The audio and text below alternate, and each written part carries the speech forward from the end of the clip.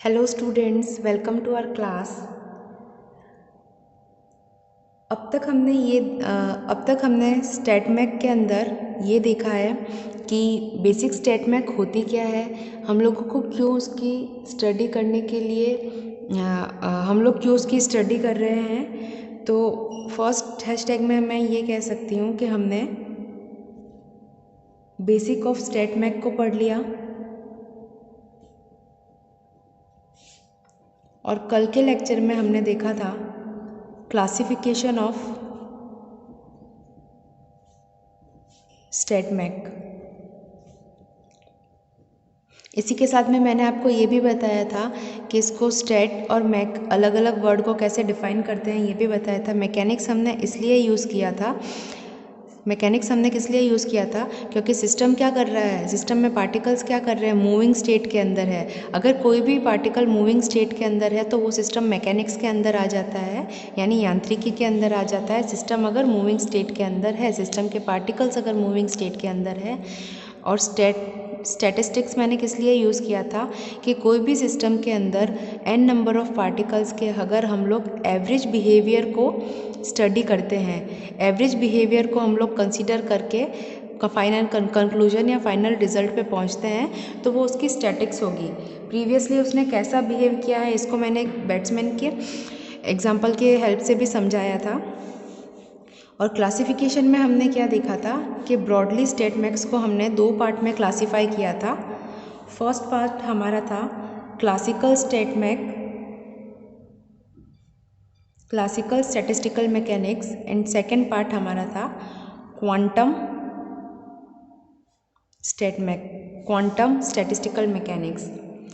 Classical stat mech जो था वो क्लासिकल पार्टिकल के लिए था, this is for classical particles. And quantum stat mech हमारे पास में क्वांटम पार्टिकल्स के लिए था। आज हम लोग एक नए टर्म से इंट्रोड्यूस होने वाले हैं, वो नए टर्म्स है distinguishable particle and non distinguishable particle.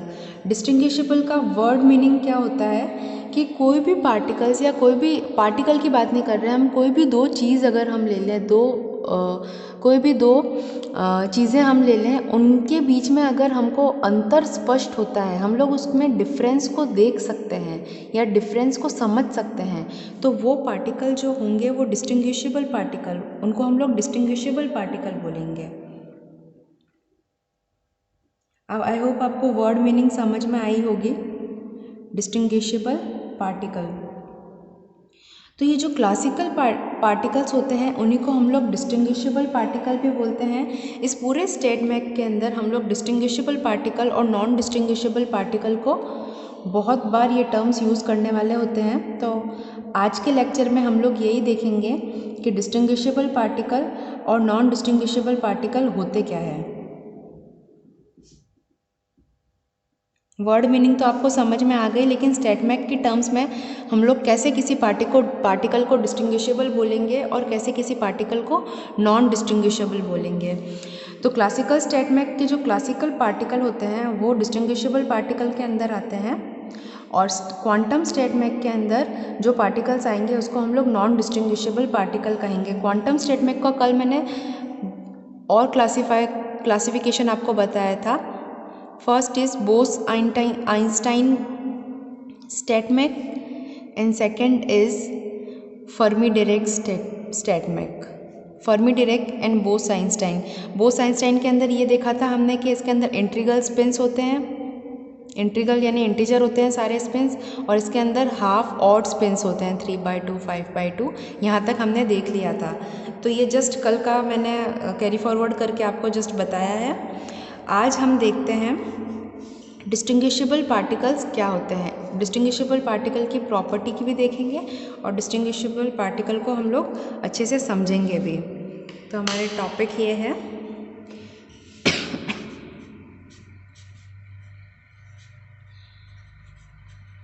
Distinguishable particles.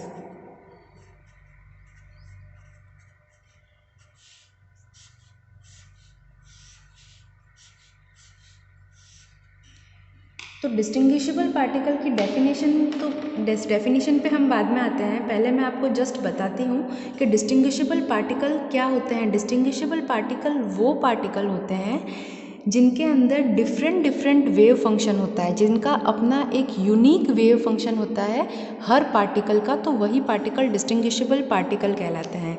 अब इसकी डेफिनेशन भी लिख लेते हैं हम लोग। द पार्टिकल्स having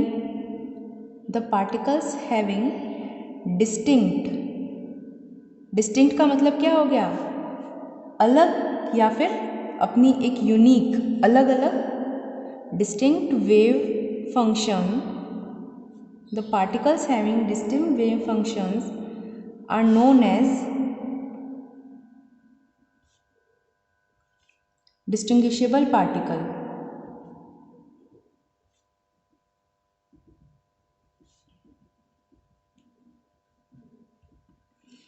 यानी कि इनकी जो वेव फंक्शन होते हैं वो एक दूसरे को ओवरलैप नहीं करते हैं। फॉर एग्जांपल किसी सिस्टम में मैंने माना कि मेरे पास में दो पार्टिकल है, एक पार्टिकल x है, एक पार्टिकल y है, तो इसका जो वेव फंक्शन होगा वो डिफरेंट होगा। कुछ इस टाइप से उनका खुद का अलग अलग डिस्टिंक्ट वेव फंक्शन होगा।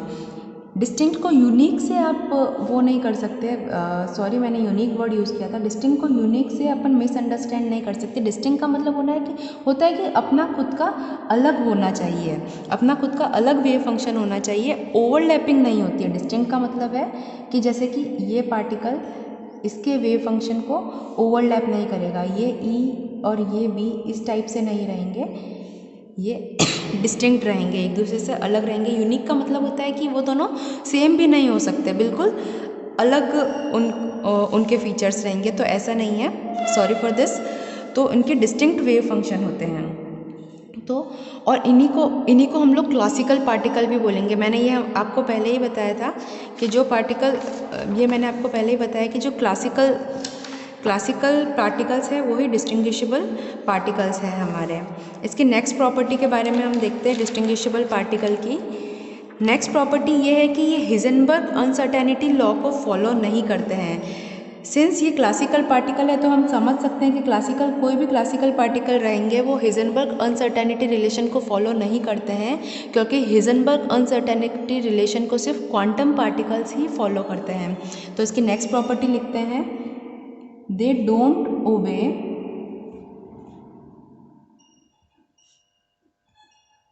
Heisenberg uncertainty relation। Heisenberg uncertainty relation को ये फॉलो नहीं करते हैं, और चूंकि ये हिजनबर्ग अनसर्टेनिटी रिलेशन को फॉलो नहीं कर रहे हैं तो मैं ये कह सकती हूँ कि इन पार्टिकल्स का हम डिफरेंट टाइम पर पोजीशन एंड मोमेंटम हम पता कर सकते हैं। यानी कि since they are not following Heisenberg uncertainty law, we can determine हम ये पता कर सकते हैं कि we can determine the conjugate coordinates. Conjugate coordinates क्या होते हैं वो मैं अभी आपको बताती हूँ। We can determine conjugate coordinates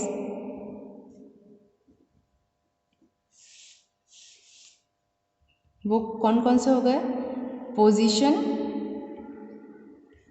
and momentum.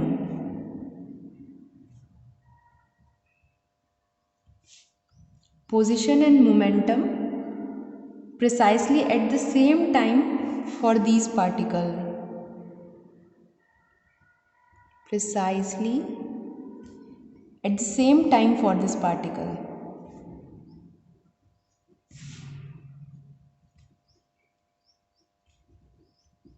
किन पार्टिकल्स की बात हो रही है, क्लासिकल पार्टिकल्स की या फिर डिस्टिंग्विशेबल पार्टिकल की।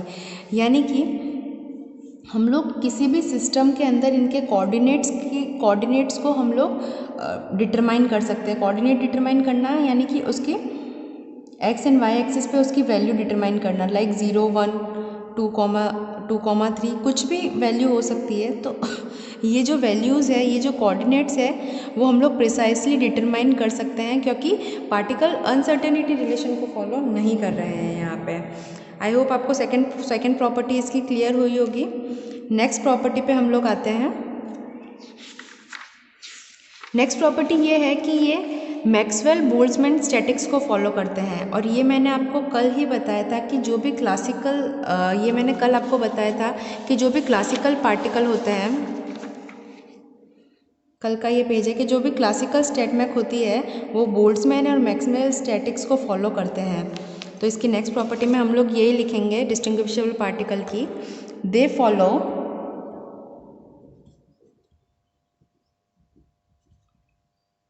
Boltzmann Maxwell statistics.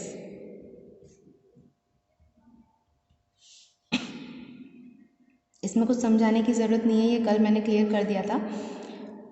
और नेक्स्ट बुलेट पॉइंट इसका ये हो जाएगा कि सिंस हमें इसकी लोकेशन के बारे में पता रहता है और इसकी पोजीशन के बारे में पता रहता है, तो हम लोग क्या कर सकते हैं, किसी एक सिंगल पार्टिकल की, जैसे ये सिस्टम है उसमें 2 पार्टिकल मैं कंसिडर करके चल रही हूँ, ये पार्टिकल ए और ये पार्टिकल बी है, मैंने माना ये पार्टिकल ए और पार्टिकल बी है। तो इसकी ट्रेजेक्ट्री को हम लोग स्टडी कर सकते हैं कि ये किस वे में, ट्रेजेक्ट्री का मतलब आप समझते होंगे उसका पथ हो गया, हिंदी में हम इसको पथ बोलेंगे। इसके पथ का हम लोग क्या कर सकते हैं, पूरा अध्ययन कर सकते हैं कि किस वे में ये एक पार्टिकल, एक सिंगल पार्टिकल किधर किधर जा रहा है। ये इधर से इधर भी जा सकता है, ये इधर से इधर भी जा सकता है, बस ये एक दूसरे को ओवरलैप नहीं करेगी इसकी ट्रेजेक्ट्री। इतना ये मैंने पहले पॉइंट में ही, इसकी डेफिनेशन में ही क्लियर कर दिया था कि ओवरलैपिंग नहीं होगी इसके अंदर वेव फंक्शन की, जस्ट वो अपनी ट्रेजेक्ट्री में मोशन करेंगे। तो नेक्स्ट पॉइंट में क्या लिख सकती हूँ, we can trace the movement of particle throughout its trajectory. We can trace यानी कि हम लोग ट्रेस कर सकते हैं, बना सकते हैं the movement of particle, particle के मूवमेंट को, movement of particle throughout its trajectory, through out its trajectory. Trajectory का मतलब हो गया उसका पथ, उसके पूरे पथ को हम लोग क्या कर सकते हैं, ट्रेस कर सकते हैं। और इसी डायग्राम से मैं इसका नेक्स्ट पॉइंट भी आपको एक्सप्लेन करती हूँ कि सिंस इसके पूरे पथ को हम लोग क्या कर सकते हैं, ट्रेस कर सकते हैं, पूरी ट्रेजेक्ट्री को हम लोग ट्रेस कर सकते हैं, तो हमें ये पता चल गया कि ये कोई ए पार्टिकल है और ये कोई बी पार्टिकल है। ये हमें क्यों पता लगा, क्योंकि इन दोनों का पथ अलग अलग है। अगर ये ओवरलैप करते हैं और कहीं से निकलते, हम लोग को नहीं पता लगने वाला था कि कौन सा पार्टिकल किधर जा रहा है। तो हम लोग क्या कर सकते हैं, इन पार्टिकल की नेमिंग कर सकते हैं। मैंने कह दिया कि ये पार्टिकल ए है, ये पार्टिकल बी है, यानी कि हम लोग क्या कर सकते हैं, लेबलिंग कर सकते हैं, इनका अलग अलग नामकरण कर सकते हैं कि इसको मैं ए पार्टिकल कह दूंगी, इसको मैं बी पार्टिकल कह दूंगी, क्योंकि ये क्या कर रहे हैं, डिफरेंट डिफरेंट अपना फंक्शन लेकर के चल रहे हैं। तो नेक्स्ट प्रॉपर्टी ही इसकी यही है कि we can label the particle, we can label the particle.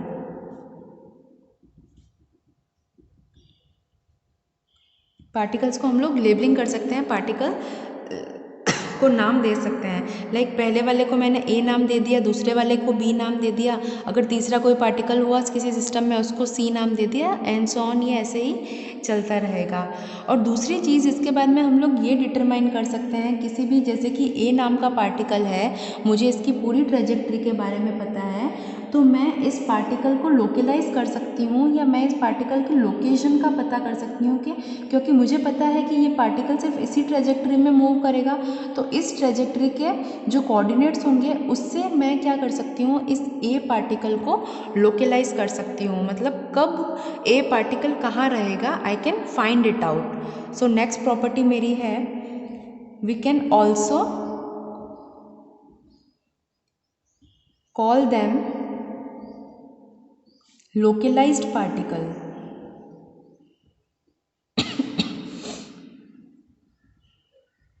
Localised particle हम लोग ने कैसे कहा, ये आपको समझ में आ गया, क्योंकि इसकी लोकेशन क्या है, फिक्स रहे, मतलब कब कहाँ है ये हम लोग पता कर सकते हैं। नेक्स्ट प्रॉपर्टी ये है इसकी कि कोई भी दो पार्टिकल सिस्टम के लिए, अगर एग्जांपल लो कि अगर 2 पार्टिकल सिस्टम है तो उसके वेव फंक्शन को हम लोग राइट कर सकते हैं। तो 2 पार्टिकल सिस्टम का एग्जांपल लेती हूँ और उसके वेव फंक्शन अगर मैं लिखूँ तो 1 और 2 ये 2 पार्टिकल हो गए, तो इसका वेव फंक्शन अलग अलग लिख सकते हैं। psi1 एंड psi2 ये उसका वेव फंक्शन है। इसको अगर मैं ए से रिप्रेजेंट करूँ और ये स्टेट को बी से रिप्रेजेंट करूँ, ए और बी क्या है यहाँ पे उस पार्टिकल की पार्टिकल स्टेट है,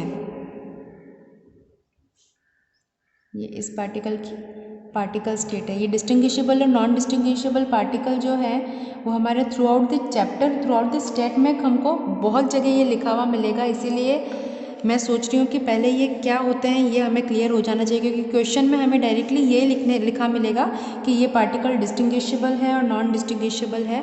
तो उस क्वेश्चन को हम लोग कैसे आइडेंटिफाई करेंगे कि इसको क्लासिकल पार्टिकल से सॉल्व करना है या फिर क्वांटम स्टैटिक लगानी है इसके अंदर, इसीलिए पहले हमें ये क्लियर होना चाहिए। अब हम लोग एक एग्जाम्पल की हेल्प से समझेंगे कि डिस्टिंग्विशेबल पार्टिकल आइडेंटिकल भी हो सकते हैं या नहीं हो सकते हैं। एक क्वेश्चन है मेरा, क्वेश्चन ये है कि एक सिस्टम ऑफ पार्टिकल्स है, सिस्टम ऑफ पार्टिकल्स को मैंने माना है कि सिस्टम ऑफ इलेक्ट्रॉन्स है। यहाँ पे n नंबर ऑफ इलेक्ट्रॉन्स है मेरे पास में, वो इस सिस्टम के अंदर की मोशन कर रहे हैं। तो n नंबर ऑफ इलेक्ट्रॉन्स क्या ये डिस्टिंग्विशेबल है? क्वेश्चन ये है, आर दे ऑल डिस्टिंग्विशेबल? ये मेरे पास में क्वेश्चन है। तो हमारा आंसर क्या रहेगा? अगर मैं ऊपर ऊपर से देखूं इस चीज़ को तो मुझे ये लग रहा है कि सारे ही इसके अंदर इलेक्ट्रॉन्स हैं और बहुत सारे इलेक्ट्रॉन्स हैं। इतने सारे इलेक्ट्रॉन्स हैं, ये सारे एक जैसे ही मोशन करेंगे और एक जैसे ही दिखेंगे। तो एक बार को मैं ये सोच सकती हूँ कि हम लोग इसमें डिफरेंस नहीं पता कर सकते, यानी कि मैं इसको नॉन डिस्टिंग्विशेबल की श्रेणी में रख भी सकती हूँ। लेकिन यही मेन पॉइंट है जो मैं आपको समझाना चाहती हूँ और यहीं पे हम लोग सबसे ज़्यादा कंफ्यूज होते हैं कि अगर कोई सिस्टम है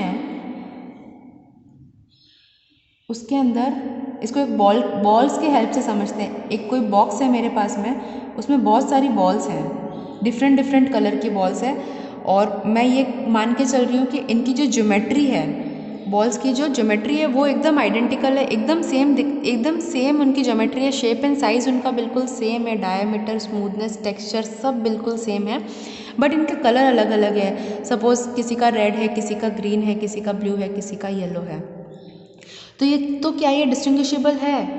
तो मैं देख करके पता लगा सकती हूँ कि हाँ इसमें अलग अलग कलर की मुझे बॉल्स दिख रही है और ये सारे मैं इनमें अंतर पता कर सकती हूँ, तो मैं कहूँगी कि ये डिस्टिंग्विशेबल पार्टिकल की तरह बिहेव करेंगी। लेकिन सेम बॉक्स लूँ और उसमें कई सारी मेरे पास में बॉल्स हैं,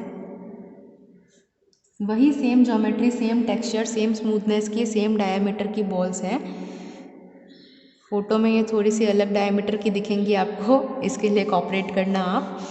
और मैं ये कह रही हूँ कि इन सभी का कलर वाइट है, ये सभी वाइट कलर की बॉल्स हो गई इस बॉक्स के अंदर। अब मेरा क्वेश्चन ये है, क्या ये बॉल्स डिस्टिंग्विशेबल है? तो मेरा कहने का मतलब ये है कि although they all are identical, ये सभी समान दिख रही है हमें, इस केस में भी ये डिस्टिंग्विशेबल हो सकती है, क्योंकि मैंने आपको डिस्टिंग्विशेबल पार्टिकल की डेफिनेशन में क्या पढ़ाया था। डिस्टिंग्विशेबल पार्टिकल की डेफिनेशन मैंने आपको जब पढ़ाई थी तो मैंने आपको ये कहा था कि इनका डिस्टिंक्ट वेव फंक्शन होता है। डिस्टिंक्ट वेव फंक्शन होने का मतलब क्या हो गया कि हर एक पार्टिकल अलग अलग ट्रेजेक्ट्री के अंदर मोशन करेगा और उनके वेव फंक्शंस कभी भी ओवरलैप नहीं करने वाले हैं, ठीक है। यानी कि उनकी आइडेंटिकल वेव फंक्शन होने की वजह से, उनके यूनिक वेव फंक्शन होने की वजह से, डिस्टिंक्ट वेव फंक्शन होने की वजह से सेम दिखने वाले पार्टिकल्स भी, जो हम लोग को सेम दिख रहे हैं, वो पार्टिकल्स भी डिस्टिंग्विशेबल हो सकते हैं। यानी कि मैं ये कह सकती हूँ कि जो मैंने आपको ये क्वेश्चन दिया था इलेक्ट्रॉन वाला, ये डिस्टिंग्विशेबल का ही एग्जाम्पल है। Yes they are distinguishable. Distinguishable क्यों हुआ?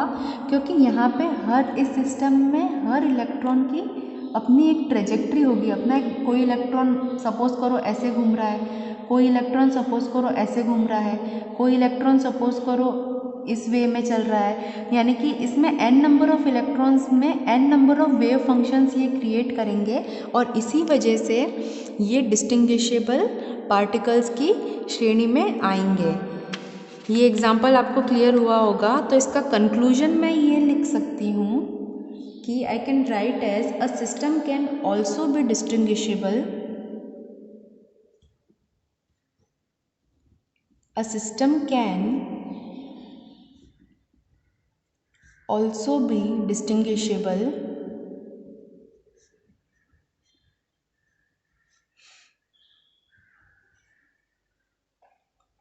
when individual particles are identical. Individual particles are identical, but we can trace them. अब यहाँ पे यही सबसे इम्पॉर्टेंट बात है, but we can trace them. हमें उनकी ट्रेजेक्ट्री पता होनी चाहिए, उनका वेव फंक्शन हमें पता होना चाहिए। सिर्फ उसी केस में मैं ये पता कर सकती हूँ कि ये चलो सब डिफरेंट बिहेव कर रहे हैं, सारे इलेक्ट्रॉन्स का क्या कर रहे हैं, मैंने इसका ट्रेसिंग पूरा देख लिया है कि ये ऐसे ट्रेस हो रहा है, इसका पथ ये है, इसका पथ ये है। उसी केस में मैं इन पार्टिकल्स को डिस्टिंग्विशेबल पार्टिकल कह सकती हूँ, although they are identical. Identical का मतलब हो गया कि यद्यपि वो ये सारे इलेक्ट्रॉन्स क्या हैं, समान है, लेकिन क्योंकि मैं इसके पथ को अलग से ट्रेस कर पा रही हूँ, तो उस केस के अंदर ये क्या हो जाएंगे, डिस्टिंग्विशेबल पार्टिकल कहलाएंगे। तो इस पूरे का कंक्लूज़न यही है कि आइडेंटिकल पार्टिकल भी डिस्टिंग्विशेबल इन नेचर हो सकते हैं अगर उनका वेव फंक्शन डिस्टिंक्ट होना चाहिए। ये मैंने डेफिनेशन में ही क्लियर किया है कि वेव फंक्शन अगर हमारा डिस्टिंग्विशेबल है, डिस्टिंक्ट है, तो वो पार्टिकल क्या होंगे, डिस्टिंग्विशेबल होंगे। ओके तो पार्टिकल कैसे हो सकते हैं, particle can be identical, particle can be non identical. The main thing is their wave function should be distinct to each other. ठीक है, यही हमारा पूरा डिस्टिंग्विशेबल पार्टिकल का कंसेप्ट हो गया। कल के लेक्चर में हम लोग देखेंगे कि नॉन डिस्टिंग्विशेबल पार्टिकल क्या होते हैं और नॉन डिस्टिंग्विशेबल पार्टिकल्स की क्या क्या प्रॉपर्टीज़ होती हैं, और यही दोनों पार्टिकल्स की प्रॉपर्टी हम लोग को आगे क्वेश्चन सॉल्व करने के लिए हेल्प करेंगी। तो इस पूरे वीडियो लेक्चर में आपको कहीं पे भी कुछ भी डाउट हो तो आप मुझे पूछ सकते हैं। So thank you so much for this class friends, see you tomorrow.